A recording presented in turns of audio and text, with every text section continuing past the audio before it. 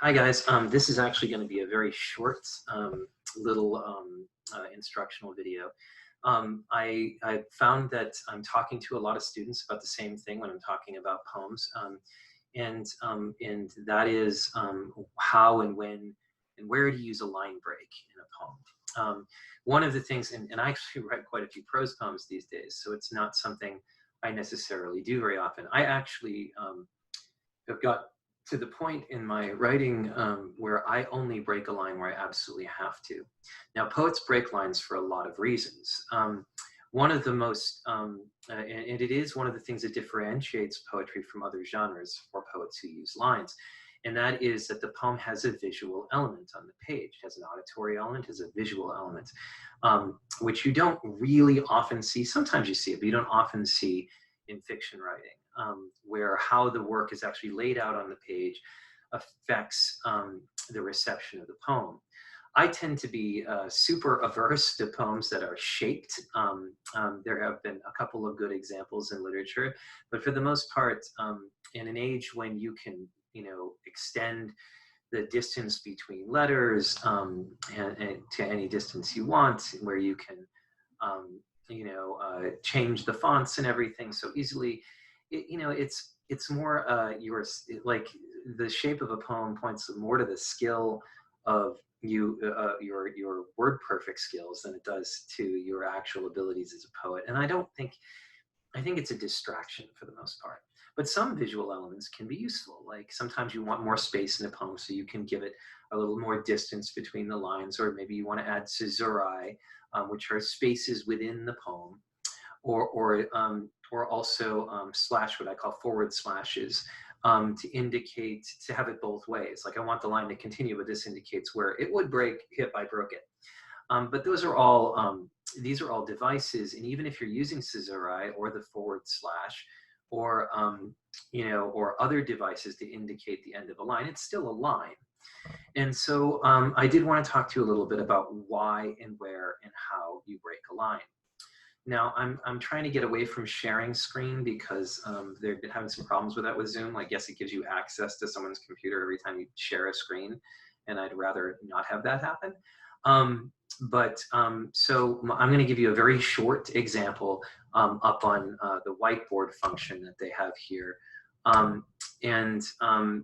This, what you're looking at is a very, very famous poem, and this may be a review for you, but it's actually useful review if you're at a point where you're worrying about line breaks in your poem.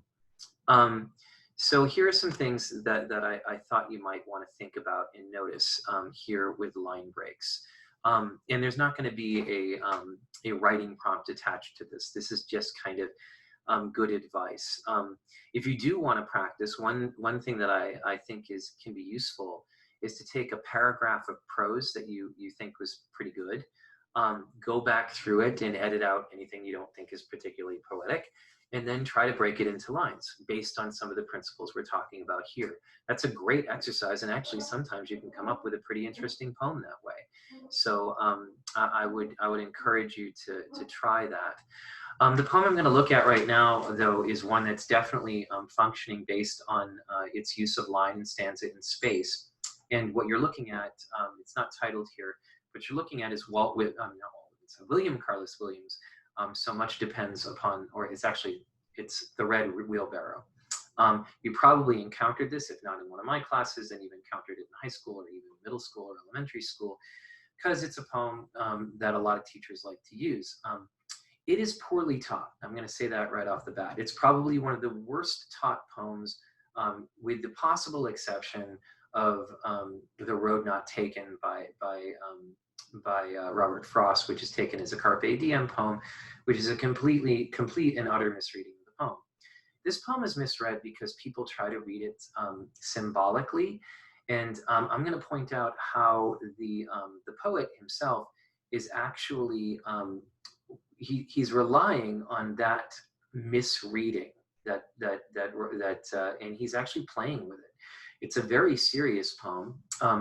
I don't know if this is true or not, but I had a professor once introduce this poem by telling us that the poem was actually about William Carlos Williams was a doctor, and he had visited a family whose child had an illness, and there was nothing he could do for the child. And so the child ended up passing, and sort of realizing this and having the moment that he would need to tell the parents, he looked out the window and he saw this red wheelbarrow in the rain. And my only thought with this story is that, wow, I wish so much of that had been actually in the poem or even in the title. The poem would resonate so much more for me. But he's an imagistic poet, and he didn't believe in context. So you're left with the images. But this poem is weirdly playful considering its dark content, and most of its playfulness is based on the way the lines are broken. In fact, without the line breaks, this poem isn't much of a poem at all. First, I'm going to go over the basic principles that you see in blue on the screen. Why and when to break a line. I'm going to have you focus on 4 principles. I do not worry so much about this idea of the visual aspect of the poem. You can certainly play with that. But to me, the visual elements of the poem are secondary to what a line is actually doing. In fact, I have a real issue with center justified poems because it tends to weaken the line breaks and make those, so now all of a sudden the line breaks seem only a function of the center justification, and you don't really have a sense of the intentionality of it.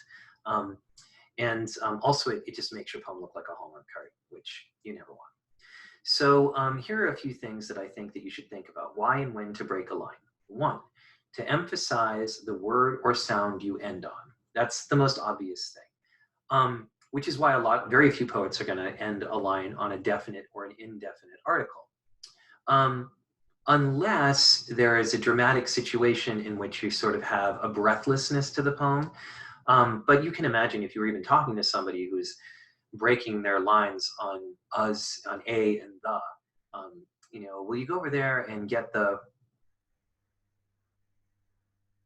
hammer for me? Like, it would drive you crazy. There's no pleasure or desire in that, except that might reflect a certain kind of character trait. But generally speaking, you want to emphasize, you want to stop a line at a point that will emphasize that word for whatever reason you want to stop the word and emphasize it. It could be the sound of the word. It could be because you think it's a particularly strong word or an important word. I've known poets who try to end all of their lines on words that help to develop the tone of the poem overall. And so, you can look at all the last words and you start to realize, oh, all of those words are speaking together. It's almost sort of like a mini poem in the poem.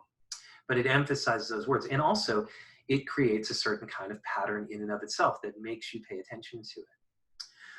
The second reason is to emphasize the first word of the next line, because that happens. If you are breaking a line, like if you were stepping across stones across a river, you put your pressure on one stone and then to lift off of it and then move to the next one.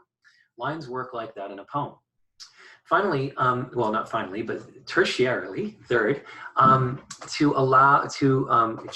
create a dramatic part, or to allow or create a dramatic pause. And sometimes this, especially in a narrative poem, this can be functionally pretty dramatic. But sometimes it can just be a way of emphasizing movement, and it creates drama that way. Why? I love, this works really well in music sometimes. So for example, you have Paul McCartney's Blackbird. It's a Beatles song, but it's Paul McCartney's only his composition. And he has this great moment in the poem where he says, black, blackbird fly. And then you have this pause. Into the light of a dead dark night. That pause is so effective because we get that moment where he flies, and that's a good word to end on, good power word to end on. But then he makes us wait to find out where it's going. And so you have this real sense of this movement over open ground, this dramatic transformational space, almost a liminal space, if you will, where this magic occurs in between the lines. It's very, very effective. The final thing is to contain two ideas at once within the same phrase or clause, because every line is its own unit of meaning, even if the line is radically enjambed. Now, to enjam a line, this term is taken from formal poetry, and it usually it's when, so you have a rhyme, but the line keeps continuing, which actually works much better than ending on a rhymed word. But it's been taken even into free verse to mean breaking a line at kind of an odd point in the sentence. And any point that's not punctuational is kind of an odd point in a sentence. So any line that breaks before a punctuation is enjambed, all right? But that enjambment creates an interesting effect, because you can have a poem that a line that means one thing all on its own, but then when it moves down into the next line, it means a completely different thing. All of these things are happening in the Red Wheelbarrow, which is really why it's a good poem. It's just technically a brilliant poem because of the line breaks and its control and use of line. So let's take a look at this. So much depends upon a red wheelbarrow, glazed with rain water, beside the white chickens. All right. 4 line breaks here. The weirdest one is kind of upon, but I love the opening, so much depends upon, and then the break. If this were my poem, I probably would have had so much depends upon as a single line. But that opening, I mean, you want to get to the next thing. So it's a dramatic pause. It's like that into the light of a dead dark night. It makes you wait. It makes you wait a whole stanza break to get to the red wheel. But let's think about that. So much depends upon the red wheel. All right, that in and of itself has meaning. The red wheel itself has meaning. And if you were in an elementary school or middle school class, the teacher teaching this poem would go, well, what could the red wheel represent? And, Williams knows this. He knows this is how we are taught to read poems. And we come up with things like the wheel of life, the wheel of fortune, and you go, yeah, well, it's red. So it's the wheel of life, or, but in its darker aspect, because maybe that's a little bit dark. And then you might think, oh, maybe it's kind of like a symbolic of a torture device. And you're like, oh my God, yeah. Barrow. All of a sudden, all of that big stuff gets fused, like a fusion reaction into the wheelbarrow. And it's almost funny. The red wheel becomes the wheel of fortune, the wheel of life becomes a little kid's red wheelbarrow. And then you get glazed with rain water, which is not as big a change, but still kind of an interesting one. But then you hit this last one, beside the white. Now, you're in a modernist class in college, and you're studying existentialism, and you're like, oh my God, beside the white, which is like the surface of the moon. It's like existential crisis. It's loneliness. It's the emptiness of the human condition, chickens. And that's just laugh out loud funny. The way that changes and moves, and you're sort of like, oh wow, look what that guy just did. And it's actually pretty phenomenal example of containing throughout this poem, containing two ideas at once. So you see the emphasis of the word, the dramatic pause, which creates this transformational moment where you have to move from one thing to another. So it's like making you wait for it. Have you ever heard that phrase, wait for it, wait for it, wait for it? Like if you were doing a sequence of slides at the camp I used to work at, the whole thing would end, and then there was always one more slide at the end, and all the kids would start chanting, one more slide, one more slide, one more slide. And the guy running it would just wait and wait and wait and wait and wait and wait and wait, and then throw the slide up for the kids. And sometimes it wasn't a slide. Sometimes it was a short video or something. But it was a way of holding out that moment and making us wait for it and make us travel with it in anticipation of it. So much depends upon a red wheel. That's a brilliant evocation of that kind of wait for it moment. And then finally, this idea of what happens as there's the sentence unit of meaning, which you have to be able to write good sentences to write good poems, but there's also the line as a unit of meaning. And those two things are happening both in correspondence with each other and sometimes, ironically, against each other. And so you can, just like people can, contain two ideas or even thoughts, sometimes even contradictory ones, in the same space. All right, that's all I have for today.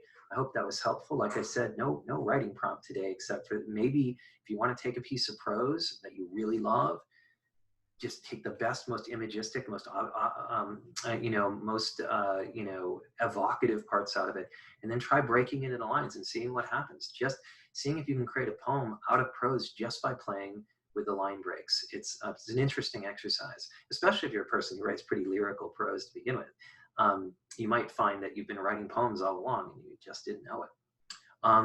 That's all for today. I hope you liked this little lesson on how to use a line. And I'm going to stop the recording now.